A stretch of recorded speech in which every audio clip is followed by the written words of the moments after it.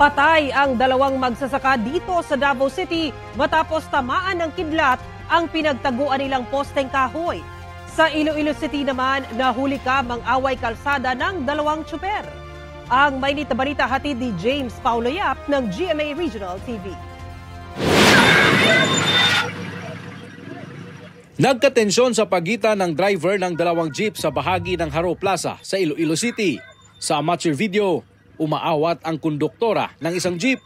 Makikita naman ang kutsilyong hawak ng driver ng isa pang jeep habang isang bakal na tubo naman ang bitbit ng isa pang tsuper. Ayon sa isa sa mga driver, ilang beses siyang hinarang sa daan ng nakaalitang driver. Kundiin ko makadto, dito man sa Japon.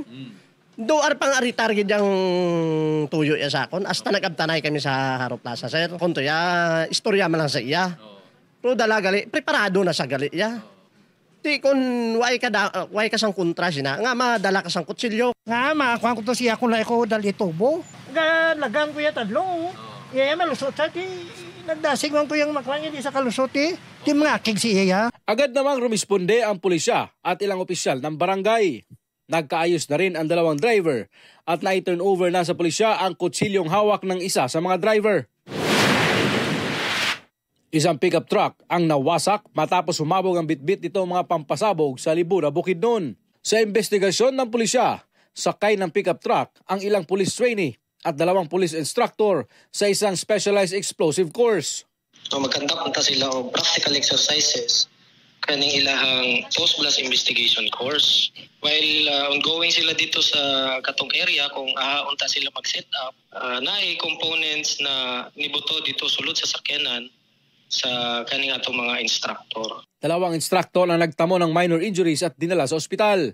Patuloy ang investigasyon ng PNP sa insidente. Gamit ang duyan, ibinaba mula sa bundok ang isang tinamaan ng kidlat sa sitio Mawato, Barangay Bantol, Marilog District, Davao City. Aabot sa 3 kilometro ang lakarin papunta sa sentro ng barangay upang mabigyan ng paunang lunas. Sa datos ng mga pulis, hindi bababa sa 10 ang biktima ng pagtama ng kidlat. Ayon sa mga biktima, nag-aani sila ng palay ng mga oras na iyon nang biglang umulan na may kasamang kulog. Marami sa kanila ang sumilong sa kubo na tinamaan ng kidlat. Pagtanaw na ko sa akong kauban, kuan naman, natumba na. Unya ako, kuan ko ba, nakabangong ko, kalit ko, makagawas, gamay.